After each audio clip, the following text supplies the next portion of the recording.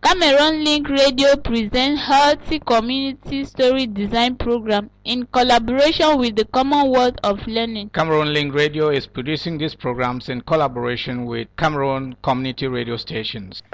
I am Helen Ayamba and you are welcome. Our program will focus on breastfeeding. Let's start by listening to a key message from UNICEF. Breastfeeding, a baby's first immunization, is the most effective and least costly lifesaver the world has ever known. Children who are exclusively breastfed for the first 6 months of life are 14 times more likely to survive than non-breastfed children.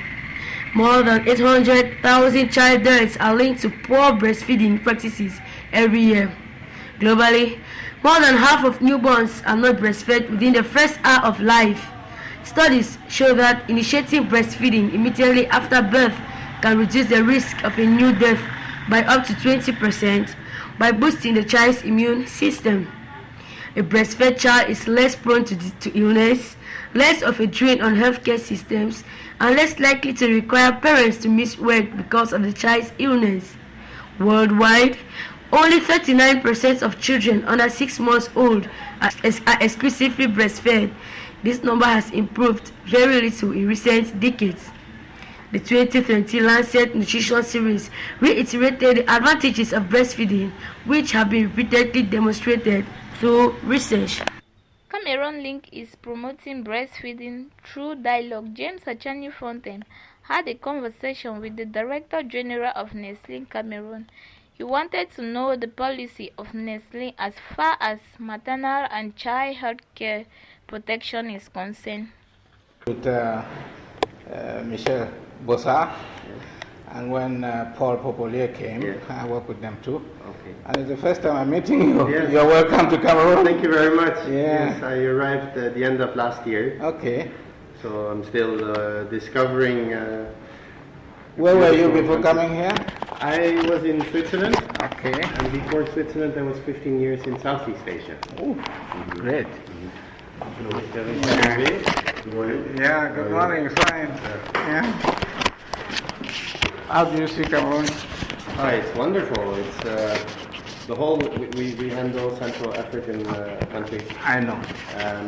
So I've been traveling a little bit around, Trying to see what the region looks like. Absolutely, and there are a lot of differences between the different countries.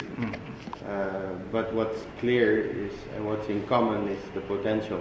I think all our countries in Central Africa have clearly potential for development in all areas. But with a lot of hard work from everyone, including the infrastructures, education, and so that's why we're very happy to work together with you, because I think it's when the government and the NGOs and the private companies are pulling in the same direction that we can really make a difference, that we can really, make economies advance, and that the society can benefit by us working together in the same, pushing in the same direction. Which country are you from? The Netherlands. Dutch. Yes, good. like Paul Popolier was Dutch also. Yes, it's nice. I'm asking because we always link the history of Cameroon to the number of countries that have pushed the development of Cameroon, and the Dutch have been very active in Cameroon. The Dutch had a technical training center in Kuma, Okay. Which was for building capacities of those who could not further their education so they can do a trade independently. We are happy to work with you, and I was telling your colleagues that I have not met you, and I would like to come and express our sincere gratitude for your company extending a hand to support what we are doing. Yes. And I keep telling my collaborators in Cameroon and abroad that we should dialogue, because in effect all those who are in decision-making positions are fathers or mothers, and children are the same wherever the children are, and they need to be protected as much as possible. Some of the misunderstanding and differences may just be because they are not dialoguing. And if there's a good explanation of the problem, I think jointly we can find a solution. So thanks for accepting. No, thank you very much. We're happy to have you here, and our way of thinking is exactly as per what you say. It's only through dialogue to see what are the issues. We have the common interest of the good of the children. So this is how we should be working together with the government, the NGOs, the companies, and we all have different parts to play, but we are all part of the solution. If we work together, we'll just be more effective, and so we really appreciate working together, and we're happy that we're now able to formalize the partnership. Exactly. Just like you said, we have been working together over the years, but we've not yet had an official partnership to, structure the dialogue and the working together. Make a roadmap, and make a roadmap, and that we go in the same direction. Because we have the same objectives. We all want to educate the medical profession, the community. make sure that the community is aware of the do's and don'ts, and this is how we will contribute towards reducing the infant mortality and going towards achieving the Millennium Goals. That is something that Nestlé subscribes worldwide, and obviously then every country needs to find the best way of working with the right partners to making it happen. Yeah, we're happy with your direction, and we are on the field, and we know your organization is a strong one, but there are some other small organizations that are coming in and not following the principles, and they carry some of these errors and relate them to the company that is not violating. So we have to give the communities, the populations, the right information, because I think if you were taking drugs and you did not respect the prescription, it would not be useful. So it's good. You producing the products, we should tell them we should insist that they should read how to use it. Yes. They should use the product rightly so as to benefit from it. Absolutely. And make a good choice too, because your products may be facing also competition from other countries that want to imitate your products, and they think they are your products, unlike they are not your products. So our role is to guide them through that. And again, I think first things first, it's important that we make sure that everyone knows that the best option for the child is the mother's milk. Exactly. That has always been the case. Exactly. And even our founder, Henri Nestlé, back in the 1800s, wrote it black and white that the best is the mother's milk. However, in the cases where unfortunately the mother is not able to, there should be proper substitute to still save the life of the child. But then it has to be like you explained correctly, that they know how to use, what to do, what not to do. And then indeed there will always be people that try to benefit through illegal means. Yes. And that is something we need to It's all over. It's all over. And that's a constant battle we need to fight as well. For the good of the communities again. Of course. And the good of the children who are the future leaders. They are the ones to replace us. And it's up to us to prepare the future generation and the best we can. and again, it's through dialogue and working together that will advance the quickest, the fastest. Nestle has globally what we call the creating shared value approach, creating shared value. And so the thinking behind this creating shared value is that as a company, we need to first of all ensure that we survive and that we return money to our shareholders, because it's only a solid company that pays taxes to the government, that employs employees. So that's indeed our first concern. However, we believe that to be successful in the long run, it's not enough just to return money to our shareholders. We need to make sure that the communities that we work with are also benefiting from some of the fallouts. And this is then what we call creating shared value. So they gain, they win, we win together, everyone is happy. And at the same time, we realize we cannot solve all the problems of the world. No, it's impossible. So we've looked at our value chain and tried to identify where can we have the most impact. And so the three areas that we will be focusing on as Nestle is nutrition, and then water, and rural development. So those are the three crucial areas. Because without water, water is life. And it seems that the world will be running out of water before we run out of oil. So it's becoming very critical that we spend good dialoguing again with the right partners to try and find solutions and move forward. So we have partnership with you on everything which is nutrition. We have other partnerships with other NGOs and other ministries for other areas. And we value really all the partnerships. We can learn a lot. We can also give a lot.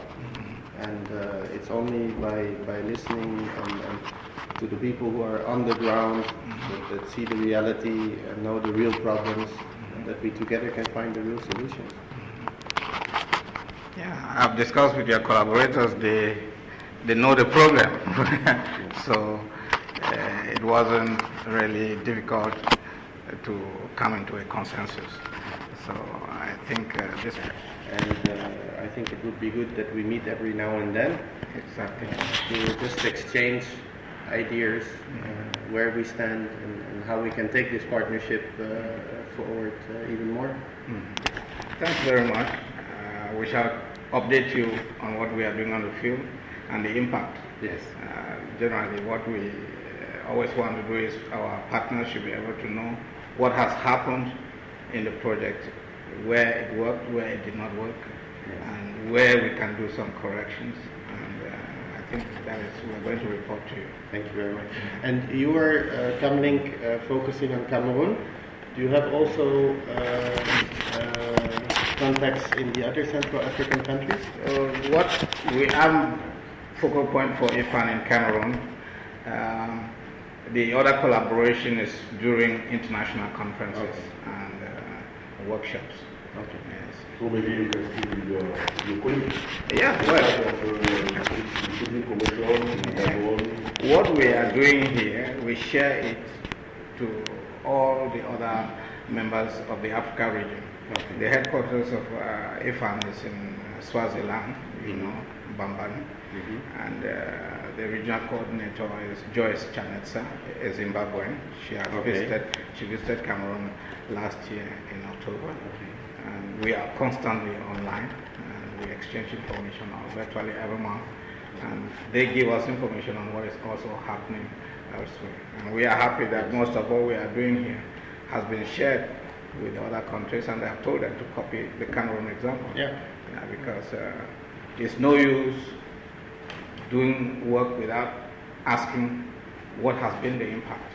So we want to know how many mothers were reached, how they felt, how many men are involved, because one of the problems your company maybe is facing is that the men are not educated too on the problem. The women go to the hospital, they receive a lot of coaching, The men never go to the hospital. You're right. So we have to bring them on board, yes, so that when the mother and the father are discussing the issue, yes, it becomes clearer, yes, and the child is protected more. Yes, and because so you need to raise the child with a mother and a father, so both of them need to have the right information. So that is what we're doing. And another advantage I have is I'm coordinating the men's initiative of WABA, Okay. which means this initiative was put in place in 2008, and the whole idea was to bring the men on board, Okay. to be able to know the situation of mothers, because if mothers are not supported, they may not breastfeed successfully, and they may not choose the right formula Yes. when the mother is in difficulties. Yes. So our role is also to bring the men on board, and this activity is carried out in the 6 regions, and I was elected the international coordinator. Congratulations. I think it's a fantastic initiative. Yeah. So that's what Cameroon is doing. So what we do here, it cannot be hidden. It's always spread around the globe. Absolutely. I think that, again, you're having the right approach, and it's through transparency, that through dialogue, that we can advance. So all we're saying, if indeed you meet your other partners, especially from the Central African region, because it's the same team that's looking after those countries, so, Chad and Gabon, Centrafrique, Equatorial Guinea, South Dahomey, those are the countries that we manage. And so we are open to partnerships there as well. To promote Cameroon infant and young child feeding best practice, Cameroon community radio stations have launched a fight against inappropriate breast milk substitute. Listen to voices for the best practice.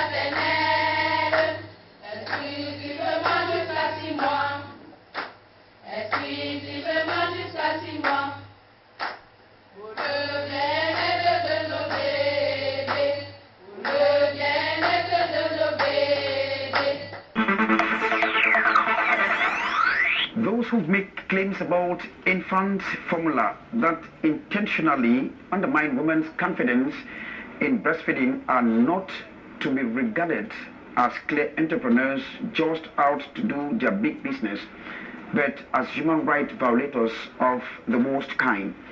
This remark was made by Stephen Lewis. He was the former deputy director of UNICEF. That was in 1999. And of course, he was talking about breastfeeding. And of late, during the New Delhi World Breastfeeding Conference that took place in 2012, it was said that babies need mom-made food and not man-made food. James Achanyi Fontaine is the coordinator or the national president of FECABAP in charge of the promotion of breastfeeding in Cameroon. And of course, he made the revelations that former Indomitable Lions goalie Belle Joseph Antoine will be presented by UNICEF as the ambassador of breastfeeding in Cameroon. Let's get his reaction. Cameroon will celebrate in concert with the rest of the world the 2013 World Breastfeeding Week. Incidentally, we are celebrating it 1 month and a half after the world has celebrated. What can you really explain this? Thanks, Henry. I want to use this opportunity to explain that the World Breastfeeding Week is celebrated throughout the world from the 1st to the 7th of August every year.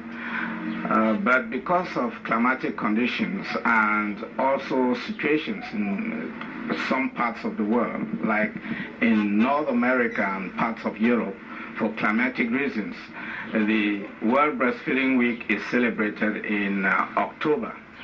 And it is within this same context that Cameroon feels that it's not if the celebration is done without all the necessary ingredients to get the message across. This year, the celebration of the World Breastfeeding Week is special. The minister wants it to be special because the question on the lips of all the stakeholders of infant and young child feeding, the protection of mother and child health, is that why is it that every year the government and stakeholders are investing for the promotion of breastfeeding, but the breastfeeding rates have remained low? I mean low, 20%. There should be something wrong. So the conclusion is that the target groups are not reached enough.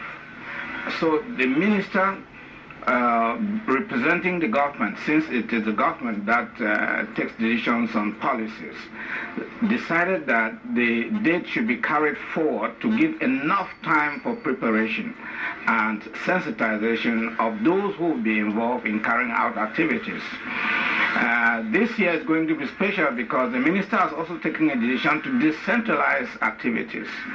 It is the Federation of Cameroon Breastfeeding Promotion Associations that will be coordinating activities of the World Breastfeeding Week in all the communities and in all the regions.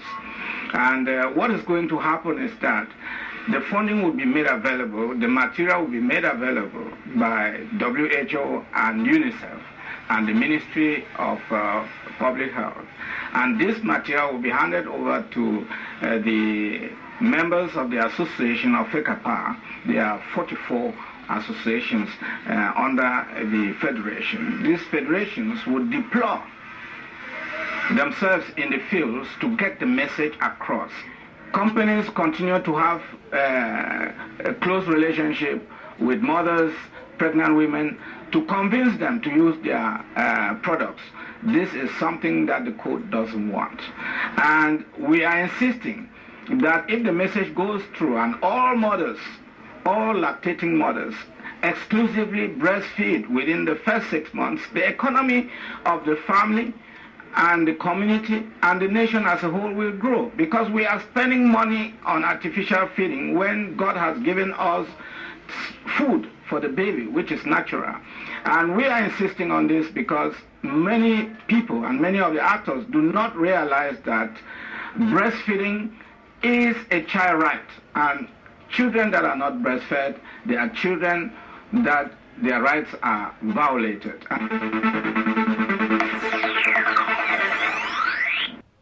Breastfeeding is recommended exclusively for the first 6 months, and thereafter, mothers start complementary feeding while continue to breastfeed their babies. The regional coordinator of International Baby Food Action Network, Infant Africa, Mrs. Joy Shanessa, talked about complementary during a training organized in Cameroon. Yes, exclusive breastfeeding. Nothing, no water, nothing, just breast milk only for 6 months. After 6 months, you now continue breastfeeding, but now you give the baby other food to now augment, because the breast milk alone now is not enough. It must have other food plus breast milk. And the mother should continue breastfeeding, they say, up to 2 years or beyond. This is the message. Even Cameroon is pushing that message, but we have to support our mothers to ensure that they can fulfill the longest period that they can manage with their baby. So after 2 years, it's up to the mother and the baby and the family what they want to do. But that is the message. Okay, Jato, to add something to what Madam says, those of us who have the experience of having sets of twins, it is no problem. Example, one single set of twins twice. I have two. The first set of twins, the first exclusively for 7 months. Incidentally, my wife was with my mother, who could not accept that there are supplements. So I imagine 2 healthy boys, and just like Madam was saying, immediately empties it comes to the demand. So it's no problem with that. Now I want to ask this question before we wrap up. What if by means of political wisdom, Cameroon government decides to appoint a national coordinator, like we were all discussing, and that if a national coordinator is appointed, the person of, I don't want to call it name here, what advice would you be able to give to that national coordinator, Madam, as a strategy to put in place to reduce that fear of breastfeeding baby? That is the fear from our young girls. So rather augmenting the percentage, maybe to 100%, that is for all girls who have to give breast. Or 95. Okay, we were assessing the implementation of the global strategy for infant and young child feeding. This global strategy has 10 program areas, and the assessment we did today was in the last 3 days, was to see where we are at. And we discovered that in one of those indicators which we are assessing, the country does not have an infant and young child feeding policy. It does not have a breastfeeding coordinator or an infant and young child feeding coordinator. Now, when this is in place, you will have a coordinator working together with an infant and young child feeding committee to ensure that the global strategy is fully implemented. When it is fully implemented, it will raise our rates of exclusive breastfeeding. It will ensure that the use of infant formula is decreased. It will ensure that our babies are fed for the longest duration possible as we are recommending. It will ensure that children are adequately fed with the correct complementary food based on what is available in the home. So these are like the 5 practice indicators which we are watching when we have a committee in place, a coordinator in place, to ensure that the strategy is implemented. So if Cameroon can ensure that we go back to basics, let's look at the global strategy. What is it asked us to do? And we do it. And firstly, it is to ensure that we have a committee in place, we have a coordinator in place, who will now be responsible for implementing, ensuring that this strategy is implemented adequately. Otherwise, we can talk about it, as long as there is nobody responsible for it, it will not happen. So by putting this structure in place, I think Cameroon will go a long way in ensuring that the global strategy is implemented, and it will be just for the best of our babies here in Cameroon. One last question, thank you, Thomas. Yes, we all know exclusive breastfeeding. It's a fight in Africa. I want to look at this point of the interest. What is IFAN doing? That is to say, what strategies do you have when it comes to this conflict of interest with the other companies that produce milk against our natural breast milk? Okay. The main strategy we have is that we support governments to implement and enact the Code of Marketing of Breast Milk Substitutes, because that is the first tool which will ensure that companies can comply to regulations that the country puts in place to control their aggressive marketing practices. Companies will always be selling their products. We are not disputing that. What we are disputing is the aggressive marketing practices that they use to undermine breastfeeding, to make mothers believe that their breast milk is not good enough, or they don't have enough milk, this and that. And you've got other companies who are also coming in with their feeding bottles, fancy feeding kits, and the mother feels that is the best, and yet they have the best. So by implementing the Code of National Breastfeeding Substitutes, enacting it into national law, companies have to comply with that code. So IFAN has a very strong program of training. We train those countries that have not yet implemented the code. We will go there and we work with them, we advocate with them, we work with them, we train them, and they start working on implementing their, enacting the code. A case in point, recently, last month, Kenya has actually got a whole act now on the Code of National Breastfeeding Substitutes. So we do that working with countries, but that is not enough. Once the country has a code in place, a national law in place, that law must be now enforced and monitored, because companies have a tendency to violate that regulation. So we must watch out now, strengthen the countries, their capacities in code monitoring training. We provide that training for them. And now they know how to monitor. So they can now watch out and enforce the law and ensure that companies do not misbehave and violate the national regulations. I just want to add a small point here, that the working mother is another person who is very neglected in all this what we've been saying.